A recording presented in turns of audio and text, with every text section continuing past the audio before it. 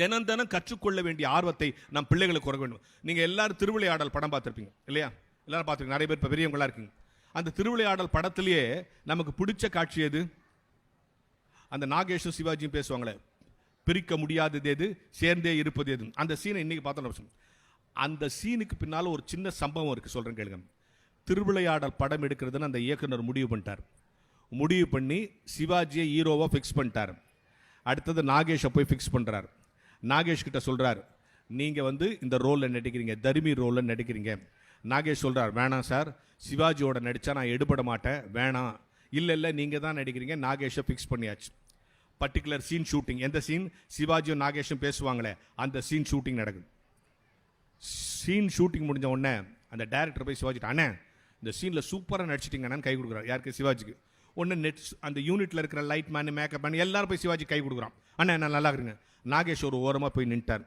இதுக்கு தான் இந்த படத்தில் நடிக்க மாட்டோம், சிவாஜி இந்த சீனில் நம்மளை தூக்கி சாப்பிட்டாருன்ட்டு. இப்படி எல்லாரும் சிவாஜிக்கு கை கொடுத்தோன்னே சிவாஜியில் தள்ளுங்க தள்ளுங்க தள்ளுங்க தள்ளுங்கட்டு நேராக நாகேஷ்ட வந்தார். நாகேஷ் கை கொடுனார். நாகேஷ் சொன்னார், என்னன்னா எல்லாரும் உனக்கு கை கொடுக்குறாங்க, நீ போய் எனக்கு கை கொடுக்குறியே. அதுக்கு சிவாஜி சொன்னார், இல்லை, இன்னும் 50 வருஷம் கழிச்சு இந்த படத்தை யாராவது பார்த்தாலும் இந்த சீனில் என்ன ரசிக்க மாட்டாங்க, ஒன்றை தான் ரசிப்பாங்க. இப்படி சொன்ன உடனே எல்லா கூட்டமும் நாகேஷ்ட வந்துட்டான். நம்மளால தான் எங்க கூட்டம் சேர்த்து அங்கே ஓடிடுவானு. எல்லாம் நாகேஷ்ட கை கொடுத்து, அண்ணன் கை கொடுங்க கை கொடுங்க, சிவாஜியை உங்களை பாராட்டிட்டாரு, எப்படி நடிச்சிங்க இந்த ரோல்னா. அப்ப நாகேஷ் ஒரு பதில் சொன்னார் பாருங்க, அதான் இந்த கூட்டத்துக்கான மெசேஜ்.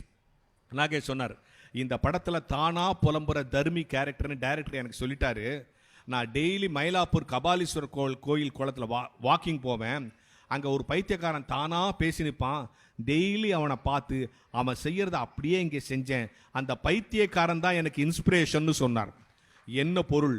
கற்றுக்கொள்ள வேண்டும் என்ற ஆர்வம் இருந்தால் பைத்தியக்காரனிடத்திலிருந்து கூட கற்றுக்கொள்ளலாம். கற்றுக்கொள்ள முடியாது என்று முடிவெடுத்து விட்டால் நாம் பக்கத்து வீட்டில் திருவள்ளுவர் இருந்தாலும் பயனில்லை.